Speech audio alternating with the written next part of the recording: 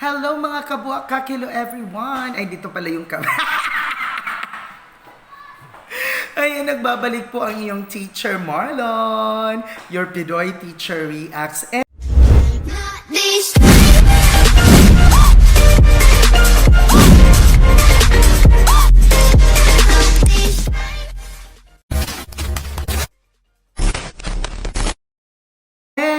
my God, na-miss kong mag-react talaga. At ang napili kong pagbabalik na i-react ngayon ay yung Can't Buy Me Love ng Don Bell, ni Donnie at saka ni Bel Mariano. Oh my God, I so love them na talaga.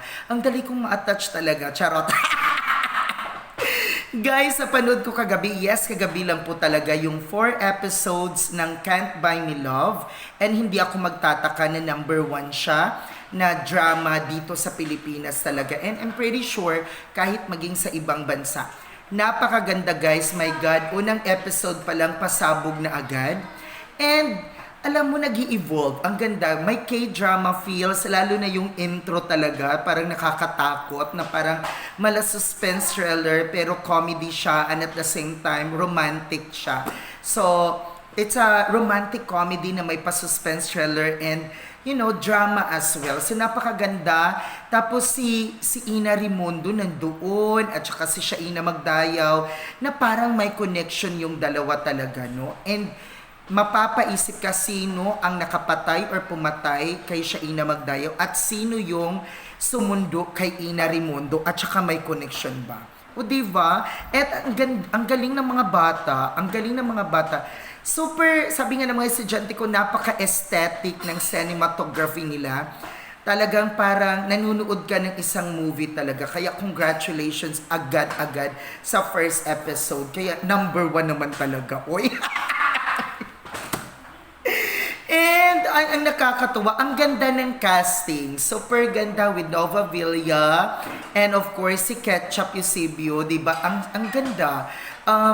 Nakakatuwa yung parang sa community ni ni Donnie, napakaganda talaga.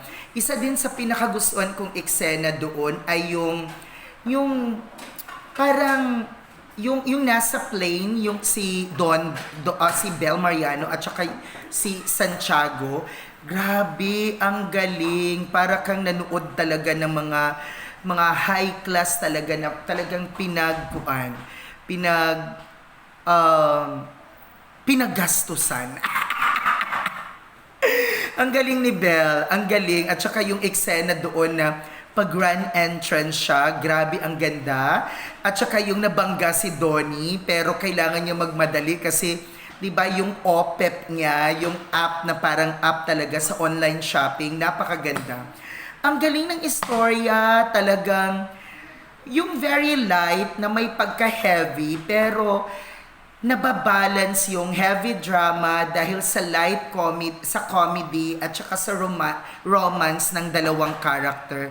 Kaya congratulations talaga sa Don Bell for a very very nice teleserye talaga. Very first teleserye nilang dalawa and they never fail to amaze us. And of course sa ABS-CBN, congratulations dahil napakaganda talaga ng inyong ng inyong drama. Kaya hindi matatawaran ang quality when it comes to teleserye talaga. And, my God, napanood ko na yung 4 episodes. Iwan ko kung kailan mag-a-update. Hindi ko kasi tiningnan yung episodes doon. So, inaabangan ko na ang susunod. Kasi parang 25 minutes each episode siya. So, nakakatuwa,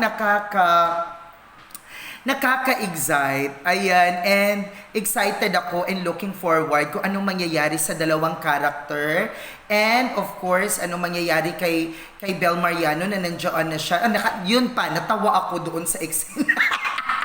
Si Ketchup, si Nova Villa, natawa talaga ako doon, 'di ba, na pinagbintangan na kidnapper. And of course, grabe, ang galing ni Donnie, guys. Ang galing ni Donnie, super galing na niya. And kasi 'di ba parang Donnie talaga when he started, parang he's kind of aloof, no? Parang tama ba yung English ko? Yun, parang napaka-introvert, parang hindi muna binibigay lahat, but pero ngayon talaga, he's beginning to evolve and, developed into a fine actor talaga. So yung character development ni Donnie is super duper talaga magaling. And of course, Bel Mariano, I have seen her during sa Going Bulilit, and my God, she's so impressive as well. Kaya Can't Buy Me Love, grabe. Ay, natawa din ako sa eksena ni Rofa Gutierrez kasi napapaisip ako. ano yung magiging papel ni Rofa Gutierrez talaga? Ayun, natawa ako.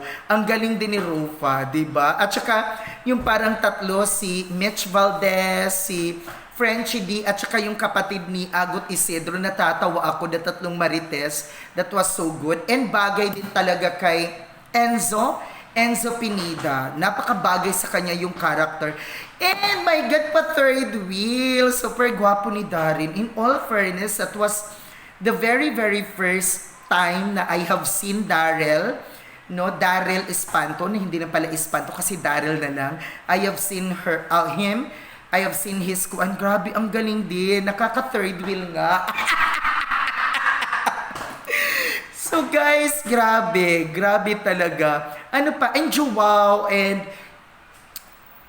si Albi Casino, gusto ko malaman kung ano din yung magiging character niya doon talaga. Ano yung magiging papel niya doon. So I can't wait to see it talaga. And my God, ang layo-layo pa, pero napapaisip na ako kung ano na nangyari kay Ina Raimundo. Babalik pa ba siya or magiging mayaman ba? Grabe. Super, kaya bingo na bingo talaga ang Can't Buy Me Love. Kaya kung ako sa inyo guys, sundan nyo na ang bawat episode ng Can't Buy Me Love sa Netflix, and I'm pretty sure after that mapapalood din natin sa Kapamilya Channel at sa kahit ano pang platforms ng ABS-CBN. O diba gisingot na ko? Kasi, my God, na-overwhelm talaga ako. Kaya guys, panoorin nyo na talaga. Hay nako, Don Bell. I'm such a fan na talaga ng Don Bell. No, also, sila talaga yung New Gen Love Team talaga. New Gen Love Team. O diba? Naku, again, babalikan ko, panoorin nyo na guys. Panoorin nyo na ang Can't Buy Me Love. Hindi kayo magsasawa. Kung sa galing ng kuan sa Tagalog, Leonis, anang kuan, magmahay. Basta hindi kayo magmahay. Hindi kayo magmahay. Ay, my God, anong Tagalog? My God, kung alam niyo yung Tagalog, i-comment niyo below, ha? So, ayan, hindi na ako nag-video kasi alam niyo naman yung copyright issues. Pero, super ganda. Panoorin niyo talaga yung Can't Buy Me Love ng Don Bell. Oh my God, I so love them. So please, if you like my video reaction and Can't Buy Me Love sa 4 episodes, please don't forget to hit the button and of course subscribe to my YouTube channel and also like, comment, and share. And please, i-share nyo na ito. Bikini Man. I love you all, mwah! Shout out to my ka-family! Please subscribe all my ka-family members' YouTube channels. Click their links below in the description of this video. I love you!